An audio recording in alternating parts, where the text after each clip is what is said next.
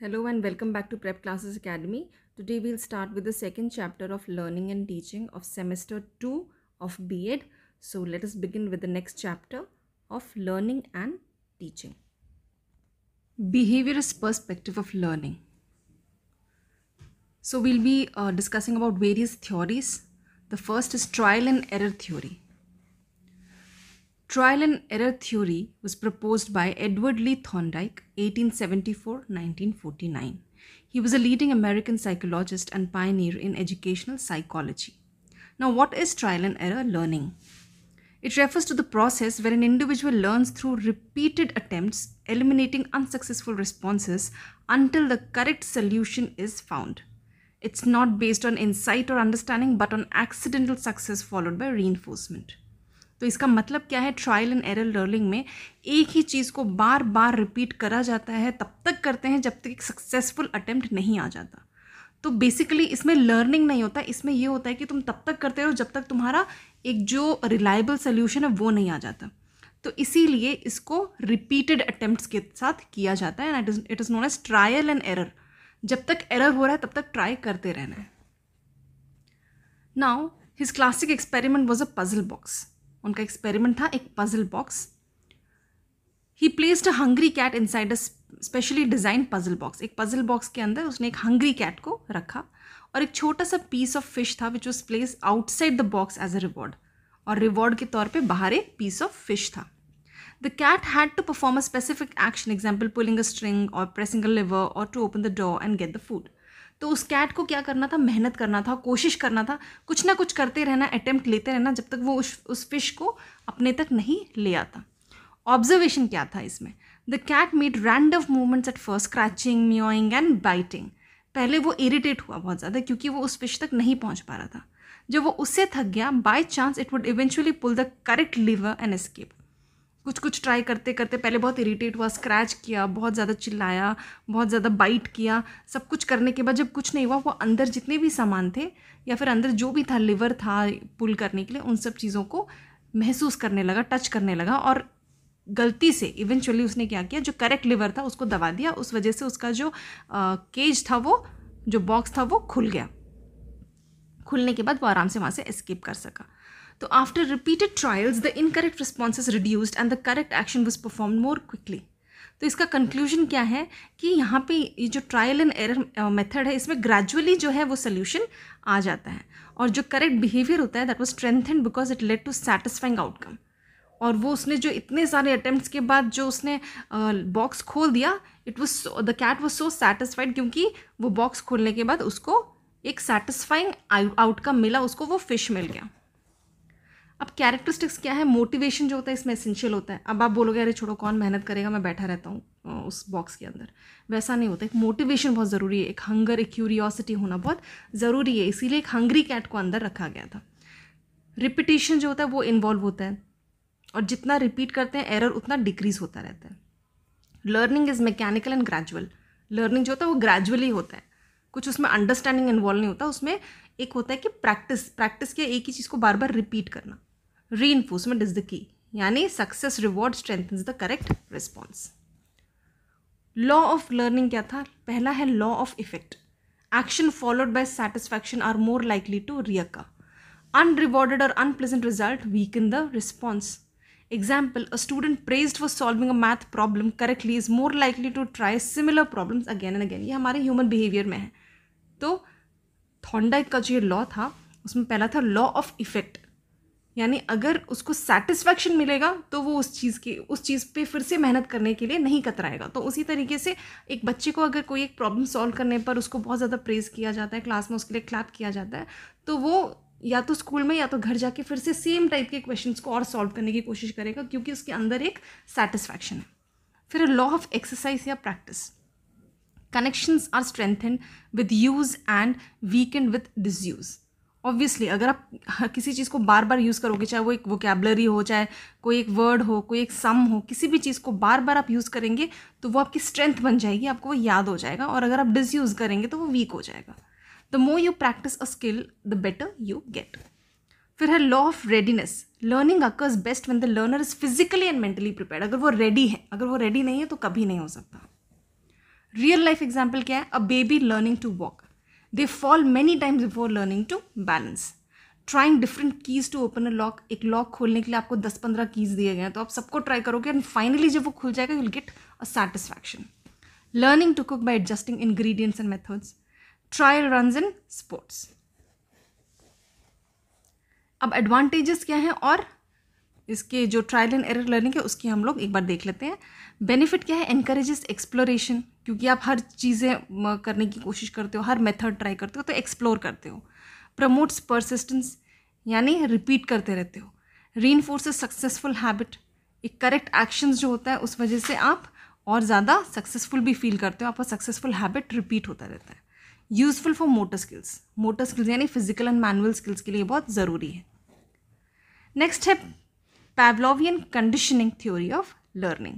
ये वही सेम है जो मैंने आपको फर्स्ट चैप्टर में पढ़ाया था कि किस तरीके से डॉग के पास एक अनकंडीशनल स्टिमुलस होता है, फिर कंडीशनल स्टिमुलस होता है. किस तरीके से स्टार्टिंग में जब खाना दिखाते हैं तो वो सैलिवेट करता है, सेकेंड डे वो बेल बजाते हैं तो वो सैलिवेट नहीं करता है, थर्ड डे बेल बजाने के बाद खाना दिया जाता है तो वो सैलिवेट करता है, और फोर्थ में जब फाइनली खाली बेल भी बजाया जाता है वो सैलिवेट करता है, क्योंकि उसको समझ आ जाता है बेल बजने के बाद उसको खाना मिलने वाला है. तो पैवलोव का जो थ्योरी था, the learning was known as classical conditioning, जिसमें कि the behaviour can be learn through the association between different stimuli, different outer चीज़ों को यूज़ करके एक वैसा सीन क्रिएट किया जा सकता है. जैसे डॉग के इस केस में, इस एक्सपेरिमेंट में बेल का यूज़ किया गया था एज अ स्टिमुलस, कि जैसे ही बेल बजाया जाए वो डॉग कहीं पे भी हो वो भाग के आए और सैलिवेट करे, क्योंकि उसको पता है कि अब उसको खाना मिलेगा. आप इसको एक बार रीड कर लीजिएगा और इस चीज़ को अच्छे से एक्सप्लेन करिएगा अगर ये 15 मार्क्स का आया होगा.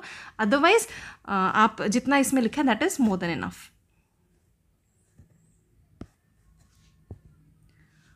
तो ये था इस तरीके से, जो इसको मैंने और थोड़ा यहाँ पे डायग्राम के साथ भी दिखाया है. आप इसको एक बार पढ़ लीजिएगा कि किस तरीके से वो डॉग इन्वॉल्व था, कैसे एनवायरनमेंट में उसको हार्नेस करने के बाद किस तरीके से वो फूड को पोजीशन करने के बाद वो उस फूड तक कैसे पहुँचता है. Pavlov showed that dogs could be condition to salivate at the sound of a bell, ये हमने देखा already. Pavlov's studies of classical conditioning have become famous since his early work between 1890 and 1930, जिसको कि conditioning classical conditioning बोला जाता है. Pavlov dogs were individually situated in a secluded environment secured within harness. A food bowl was positioned before them and devices were employed to gauge the frequency of the salivary gland secretion. ये बस इसमें ये बताया गया किस तरीके से उन्होंने स्टडी किया कि जैसे ही उसको खाना दिया जा रहा है वो कैसे सैलिवेट कर रहा है, उसको हार्नेस करके अच्छे एनवायरनमेंट में रख के वो चीज़ कोशिश किया गया था. The data from these measurements was systematically recorded onto a rotating drum, allowing Pavlov to meticulously monitor the rate of salivation throughout the course of experiment. First, the dogs were presented with the food and they salivated. The food was the unconditioned stimulus and salivation was unconditioned response. उसके बाद धीरे धीरे उनके experiment के लिए पैवलोव ने क्या किया, स्टिमुलस देने की कोशिश की, जहाँ पे उसने बेल का यूज़ किया. The next, Pavlov began the conditioning procedure where he started clicking metronome, where the metronome was introduced. Metronome here means the bell, anything that ticks or makes sound in certain intervals. तो उसके बाद एक conditioning दी गई जहाँ पे उन्होंने metronome या फिर बेल यूज़ किया, जिस वजह से जो डॉग है इट स्टार्टेड सैलिवेटिंग, क्योंकि उसको समझ आ गया कि once this conditioned stimulus is used उसके बाद उसको खाना मिलेगा. So classical conditioning was food, salivation, bell, no response, bell plus food, salivation, and finally the bell lead to salivation. Operant conditioning. Why being rewarded or punished affects how you behave.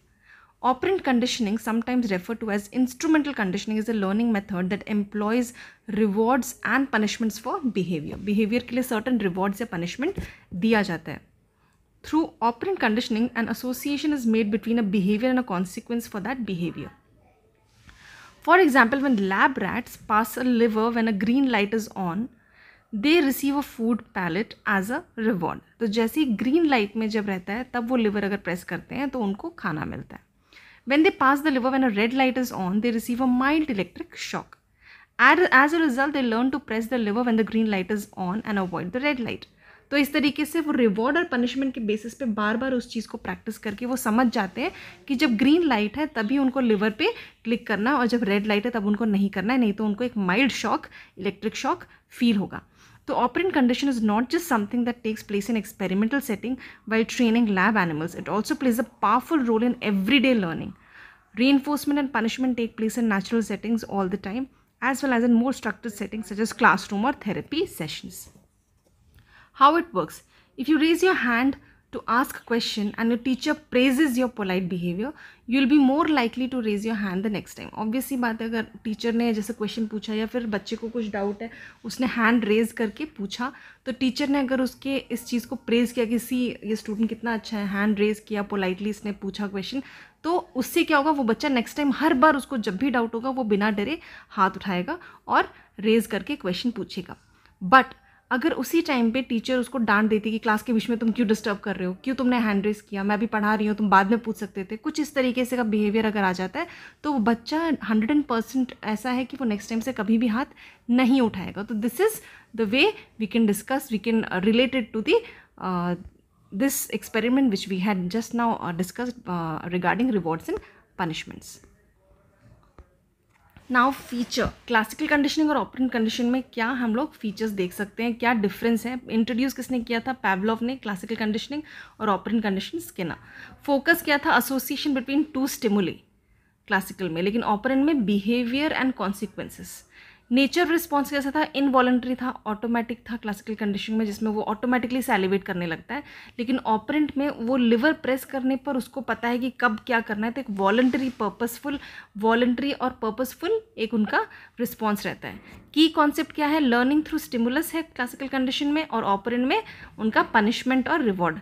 Stimulus timing क्या है, stimulus comes before the response, लेकिन operand में consequences comes after the behaviour के बाद उनको consequences मिलता है, या तो पॉजिटिव या तो नेगेटिव. एग्जाम्पल यहाँ पे हमारा क्लासिकल कंडीशन का डॉग सैलिवेशन था, ऑपरेंट में रैट का जो प्रेशर जो लिवर प्रेस करते हैं उसके ऊपर उनका जो एग्जाम्पल है वो है.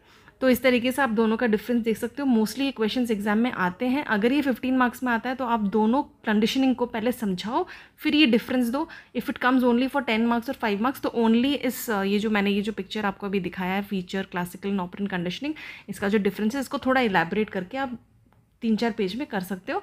अदरवाइज़ अगर वो ज़्यादा मार्क्स का आता है तो आप उसको उसके अकॉर्डिंगली एग्जाम्पल्स के साथ, पूरे थ्योरी और प्रोसीजर के साथ आप शो कर सकते हैं. Educational implication of classical conditioning.